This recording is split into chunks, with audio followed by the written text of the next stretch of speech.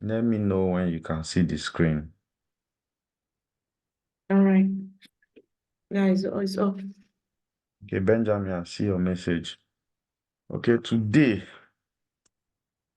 we are going to talk about something very important and interesting. We are almost at chapter 14, so this will be chapter 13, and it's talking about functions in Python.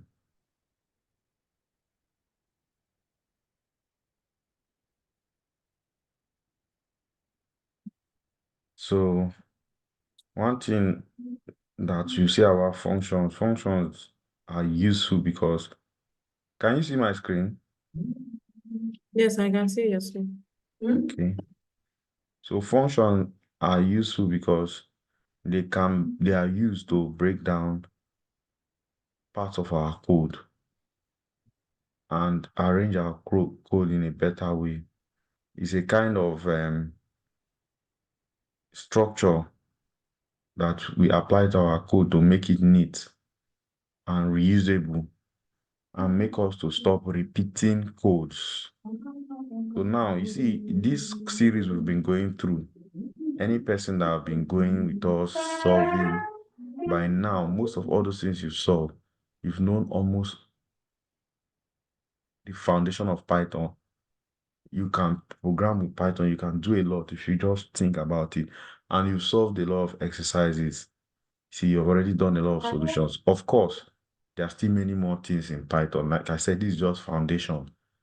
Now, many more things in Python in the sense that people have built on top of the foundation, made libraries and modules. Like when we talk about the maths module we saw sometime in the course, there are still different modules that does many things. Like when you talk about artificial intelligence, machine learning, there are modules that have been built that you can also now use and do stuff with Python.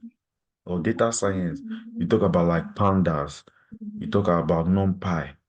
All those are libraries too. Matplotlib. Okay. Matplotlib for visualization. You see, those libraries, Yeah. they exist to improve our work.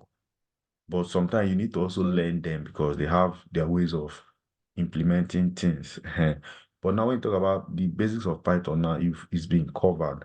Now we are not come to this point where we are talking about functions. So functions in Python, for example, start with the keyword def, and then I can say def and my function, and then you have this bracket open and close, and then you have colon. So now we'll just put pass. So remember, we know what the keyword pass stands for, right? Now, this is how the structure of a function is. The key thing is you have this def keyword, you have the name of the function, then you have your parentheses, and then you have a colon in the end. Your parentheses, there could be something inside or maybe nothing inside. We'll talk about that later. Then now I just put pass because I'm not implementing the function. So to also see what this is in Python, I can come and print it and say print my function. I save this file and we run it.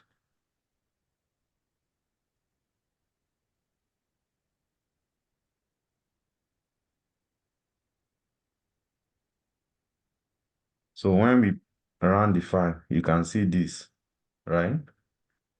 This now is telling us that this is a function.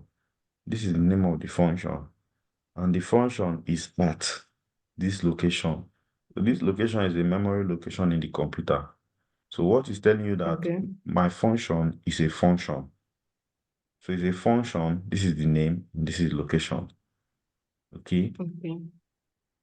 Now, if I want to run a function, after beside the name, I'll put the open and close bracket. So if I do that and I save and run, you see now the answer is none because it is not returning anything yet, but we'll come to that. Now, for us to come to that, let us just put a statement in our function print. I can say print hello, hello, how are you?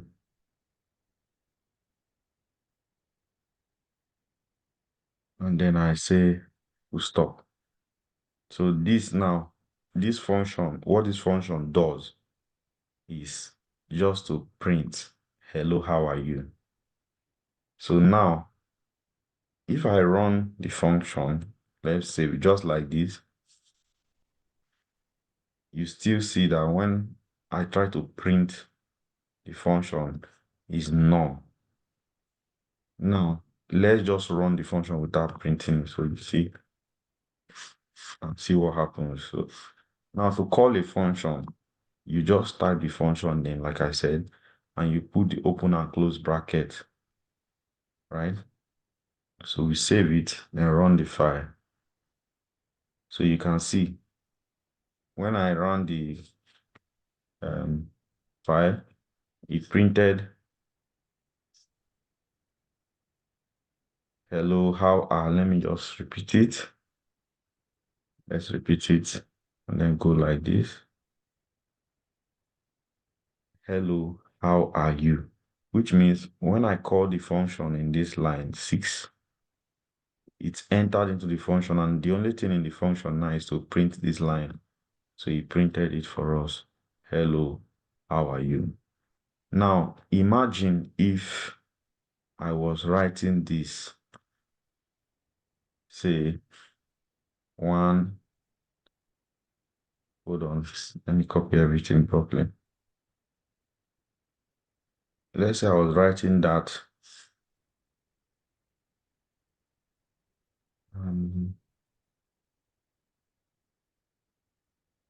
Let me put it in a print, or let me just take everything.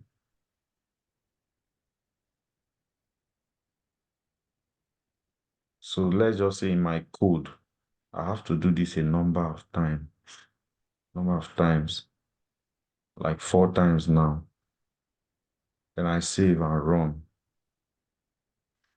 Hello, how are you? Hello, how are you? Hello. I'm like repeating it over and over again. Now, if there's an error, for instance, I said, hello, how are you? Let me say I wanted it to be a question mark. And I want to make the correction. You see, I have to repeat it everywhere. I'm repeating it everywhere. Right? So there's a lot of repetition here. And then when there's an error, for me to correct it, I have to go through. Imagine this appeared in my code 100 times. I will then have to go and repeat the correction in every 100 of them. Now, this is bad programming because there's a lot of repetition. That's one area function comes in. A block of code you know you're going to reuse in future, you put it in a function, so that instead of typing it every time, you can just call the function. So now let's use a function to solve this problem here now, where there's a lot of repetition, and then when we want to make a correction, we have to go through one by one. So I'll remove this, and instead of this, I will then have my function. So I want to print it 4 times, so I'll just print my function now. Anytime I want to have that sentence, I put my function. Because that sentence now is inside my function. Okay, so I save it and run. You see, I get the same result. Okay, hello, how are you? Hello, 4 times. Now, the beauty of function is if I have a mistake in this and I put a correction, I don't have to do it in every place where I call the function. The moment you correct it in the function, it is going to be corrected inside all of them. Okay? So I save it and run so you can see the result. So now a block of code, it not just print hello, how are you, but maybe something you want to do over and over again in your code. it's better you put it as a function, and every time you want to do it, you call the function. Anytime you want to do it, you call the function. Anytime you want to do it, you call the function. Now, if there's an error in that, you want to update it or upgrade it, you don't need to go through your code looking for everywhere you call the function. By the time you just fix the function, it affects all of them. So you can see how it has made our code simple, and we are not repeating codes. That's how function now is as a basics. Now, typically, a function returns something for us. A function returns something for us. If we see a function this way, most times, like this function doesn't return anything. You just have print. But most functions would, instead of printing this, return it using the return keyword. So my function return this. Hello, how are you? Now, mind you, when I say print, there's nothing wrong if it was just printing it out. But most times you look at a function as a box that processes something for you and gives you an output. So you can imagine a box. There are implementation in the box. You don't really know what that machine is. All you know is that you will put an input and then you will get an output. The output will be processed, right? Like a grinding machine for cassava now. You put the cassava, but it will come out grinded. So anytime you want to grind cassava, you just call the machine and pass cassava into the machine and take the grinded cassava. How the machine is grinding cassava inside may not be your business. You don't want to really be seeing it or look at it. All you just want to do is, I'm grinding my cassava because I want to process garri. Right? So that way now, that's how functions are. So typically they return something for you. Okay, so when I have my function now returning hello, if I print it, if I now print it that, okay, my function, before when we tried this, it was none, but now because there's a return keyword, you can see it then prints hello, how are you? So it returns this hello, how are you? You can also take it out. You can also take it out and say the result is equal to, then I call the function, which is I use the function to do some operation, and then it will return this and store it in this variable. So I can go ahead and print result, which is what came out of the function. So how functions return things to us is using the return keyword. Okay. Any questions so far?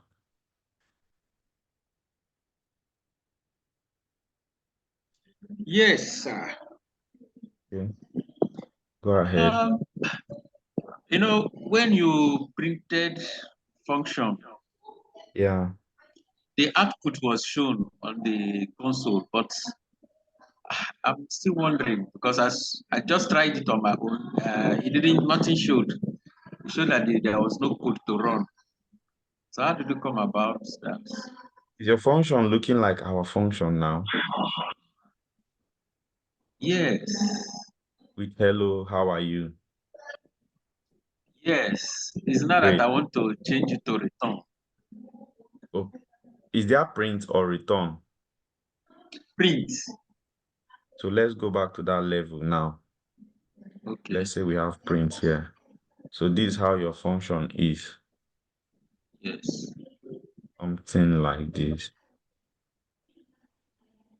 right? And Yes. then you printed the function like this. Okay, I didn't put that. Okay. So if you put it in the print and call it like this, it will still print out none for you when you call it this way, because It's not returning anything until you put the return. Let's go back to where we are.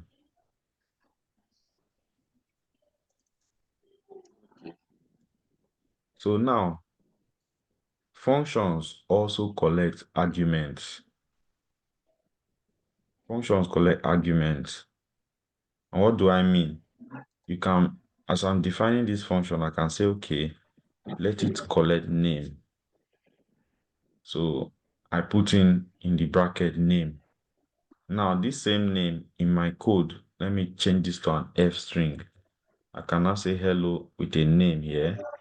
Maybe we are going to say hello. Then let's save it. So why is he underlining this guy?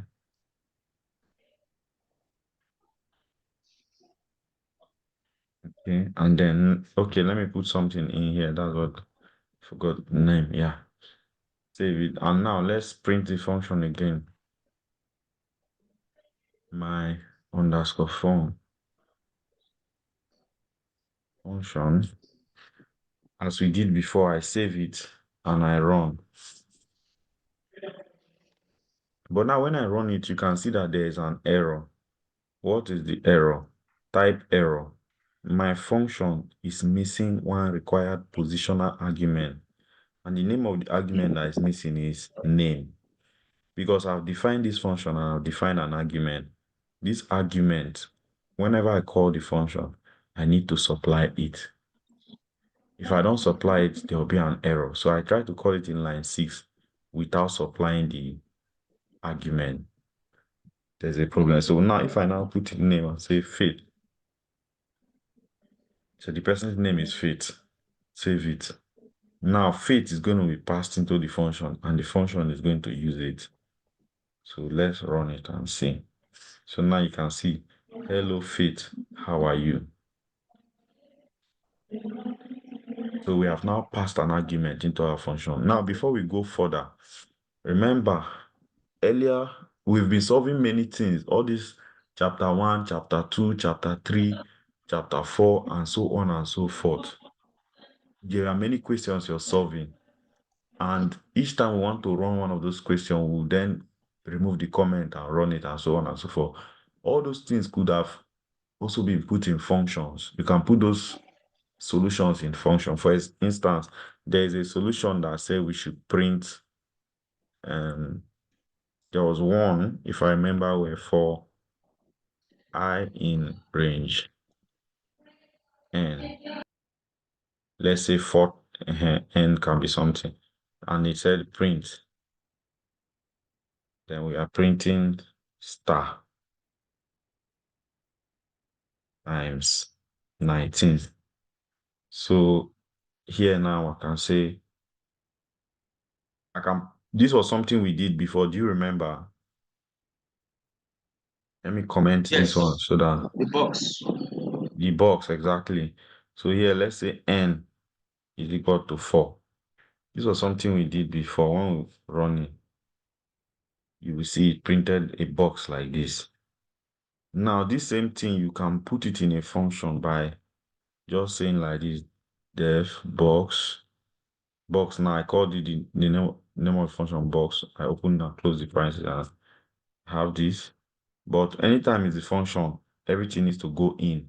Remember that they have to be under the function, all the codes by indentation. So now all these codes are in box. Let's say I'm going to pass it an argument n. So if you want these lines to be printed 10 times, when you call box, you put n. So now, how do you call a function? You call it by typing the name and the parentheses. But in this case now, because there is a positional argument n, you must supply n. So if I put 4, I save, run this one, you can see it's 4. If I come back and put 10, maybe 10 will be too much. Let me say 6. Save again and run. You can see 6. Let me try 10. Save, run. So you can see 10 like that. So now I can, if I wanted to print this box a number of times, if I want to print it a number of times, I can just carry this function and be repeating it instead of going every time putting this code, every time putting this code. Okay. So now a function also can take more than one argument. Remember here we just put one argument, but it can also take more than one. Why I showed you this question is to let you know that most of the questions we solved, you could put them in a function if you want to arrange your code. And later you can call them again, you can use them again. Instead of it just being for one solution, you can always call it. Remember, we say a function helps us to structure our code better so that we avoid repeating ourselves.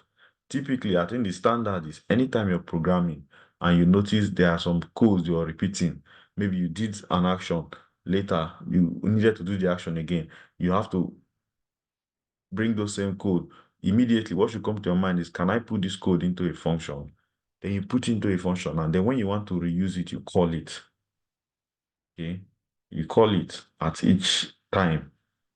Like this one, hello Faith. Now, if I call this function again a second time, I can now say, instead of Faith, let it be James. Then again, now you can still call the same function, pass it another parameter, Paul. So instead of me typing hello Paul, hello Faith, hello James, one by one, I put that greeting into a function. When I call the function, I pass the name of the person. And I'll greet it. I save it and run. You see, hello Faith, hello James, hello Paul. See how we are reusing this code a number of times without having to write it over and over again. That's one of the things that function gives us. And we said you can take one parameter, you can also have two. Let me bring in another function here. Def add num. So this one has two numbers. So you can let's say A, comma B. This is a function that has two numbers. Now you can say return, or even before return, you can just say num sum, which is the summation of those two numbers. You can say equal to A plus B. So then I then come back and return num sum. So this function, anytime you want to add two numbers together, you can just call this function. Anytime you want to add two numbers together, you just call this function. You don't have to be, writing it every time. I want to add this plus this. Although this is just addition, so it looks simple. But imagine you had to do a proper, like a long solution of 10 lines or 4 lines. You can, instead of to repeat it every time, you can always call this add. So if I want to sum, I can say total now can be equal to add num of, let's say, 3 and 4. Okay. This now we compute the addition of 3 and 4 and store it in total. Then I can go ahead and print it if I want to see it. Print total. I don't know if anyone has any questions so far.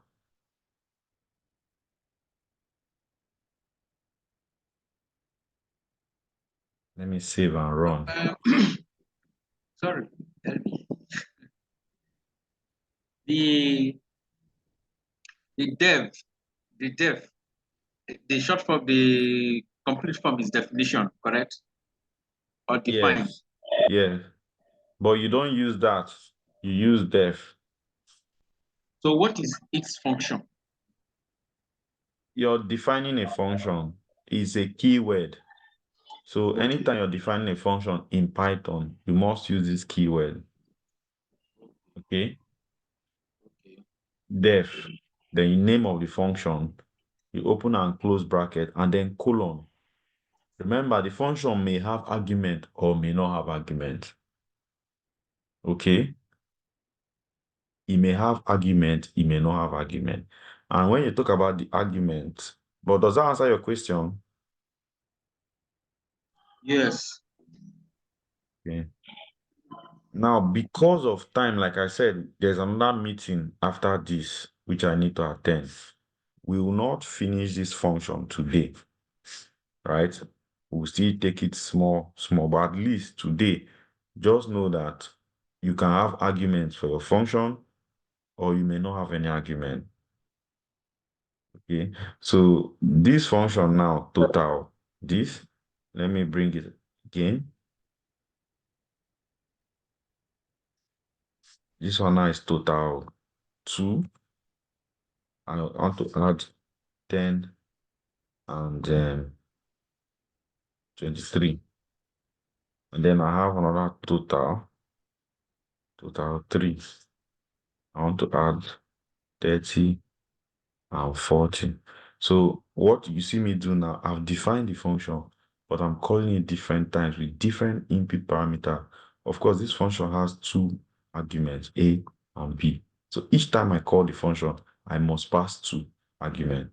If I don't pass 1, it's going to return an error because these arguments are kind of like mandatory in this function. Now, sometimes you may want okay, let me print this one before we go into that. Let's say print total, and then you print total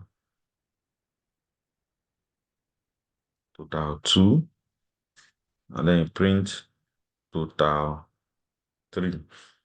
Let's just say I want to print the 3 of them, and you see what they are after adding them. So I save it. And I put. So you see, the first total is 7, the next one is 33, and the other one is 70. Now again, quickly, you may have a parameter that has a default value, which may, in this case, how do we handle that in the function? You can say b is equal to 10. Now, in this case, b has a default value of 10, which is if someone calls the function and does not put the second value, it will work, because the only value the function has nothing for is a. If you don't put b, it is going to use b as 10 if you don't supply it, because it has a default value of 10. So if I remove it from this to save it and run again, you can see it run now, even though I put 1 parameter, because the second parameter already has a default value. This now will now remind us of the print. Remember, we've talked extensively of print. In print, you can have print. Okay, let me just forget about this. Here, you can have an extra argument, right, which is end. Do you remember?